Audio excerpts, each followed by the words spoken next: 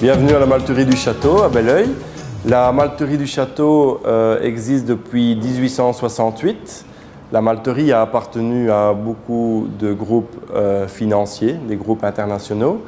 Il y a quelques années, il y a 8 ans exactement, la malterie a été rachetée par Jean-Louis Dourcy, qui a destiné la production de malt aux petits et moyens brasseurs, mais aussi en se spécialisant dans les malts spéciaux.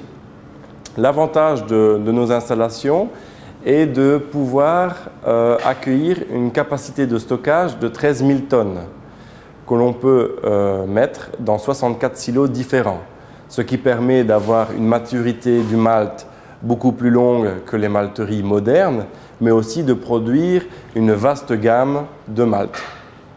La matière première pour notre industrie, c'est de l'orge de brasserie qui est cultivée principalement en France mais aussi en Belgique.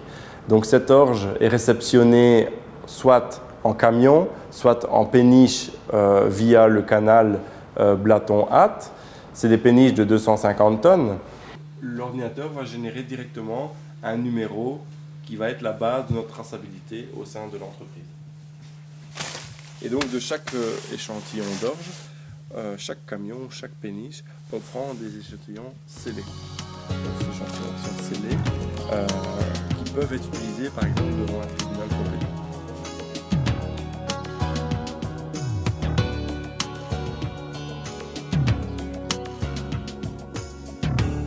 Cette orge est au préalable nettoyée, calibrée. Cette orge va être placée dans des cuves de trempe, donc c'est-à-dire c'est une étape qui consiste à humidifier le grain. On va passer de 14% d'humidité à 44% d'humidité. Ensuite, cette orge va être germée dans le germoir. Donc on parle ici de malt vert. On va essayer de désagréger au maximum le grain en conservant toutes les réserves de l'orge pour le brasseur. On va donc activer et synthétiser les enzymes de l'orge. Une fois ce malt vert germé, on va ensuite le sécher. Pour le séchage, nous avons deux méthodes traditionnelles, c'est-à-dire le touraillage, qui consiste simplement à placer ce malt vert sur un plateau fixe, à travers lequel on envoie de l'air chaud. Cet air chaud peut monter de 80 à 130 degrés. Ensuite, nous avons les torréfacteurs. Les torréfacteurs, c'est un tambour dans lequel on va placer des petites quantités de malt, à travers lequel on envoie de l'air chaud, pouvant monter jusqu'à 225-226 degrés. Et sur ce torréfacteur, on va produire une autre gamme de malt. On parle par exemple de malt caramélisé et les malts torréfiés de manière générale. Ensuite, ce malt va être reposé. C'est-à-dire qu'on le place dans des silos pendant une période de 6 à 8 semaines, durant laquelle le malt va augmenter en qualité. Une fois le malt fini, on va l'expédier soit en sac de 25, 50 kg ou en big bag, mais aussi en vrac.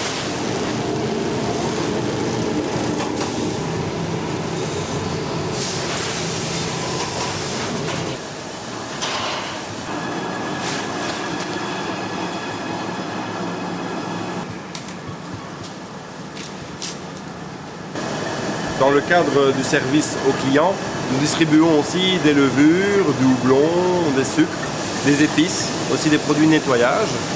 Et donc tous ces produits qui font partie des matières premières pour le brasseur sont placés sur les palettes de malt. Et donc le brasseur ne paye comme ça qu'un seul transport. Donc, la malterie du Château a récemment investi dans une nouvelle installation de torréfaction. Cette installation est un projet innovant. C'est un projet qui représente 4 millions d'euros. Ça représente aussi de la recherche avec différentes entreprises et universités. Ce projet consiste en fait à garder le process traditionnel de torréfaction auquel on a greffé ce qu'on appelle un préparateur.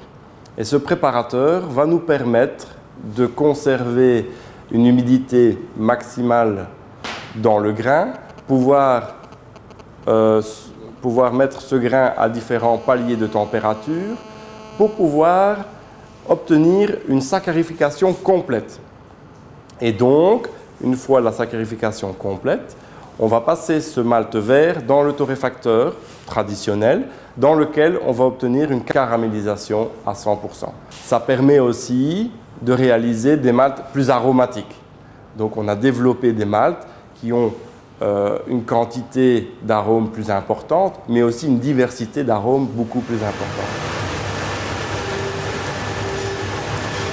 Parmi nos 900 brasseurs, nous retrouvons principalement des brasseries à taille humaine. Nous avons aussi installé un laboratoire au sein de la malterie pour pouvoir rendre des services aux clients, comme les analyses de bière, les analyses de houblon. On peut aussi, bien évidemment, réaliser toutes nos analyses sur nos produits finis, tester nos nouveaux maltes aussi.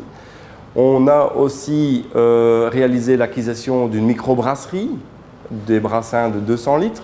Ça permet de pouvoir tester des nouveaux maltes, mais aussi de donner la possibilité aux clients de venir brasser gratuitement des nouvelles recettes de bière. Dans le but de transformer la malterie en malterie verte, nous avons réalisé plusieurs investissements. Le premier investissement était l'achat d'une cogénération, c'est-à-dire c'est un moteur à combustion alimenté au gaz de ville qui nous fournit l'électricité mais aussi de la chaleur. Nous avons installé des échangeurs de chaleur qui permettent de récupérer la chaleur à différents moments du process. Nous avons installé ici prochainement des panneaux photovoltaïques qui vont nous permettre de nous fournir de l'électricité. Et nous avons signé le projet d'une installation d'une unité de biogaz. C'est-à-dire que nous allons récupérer nos propres déchets ainsi que des déchets venant de l'agroalimentaire régional et produire du biogaz qui va alimenter notre cogénération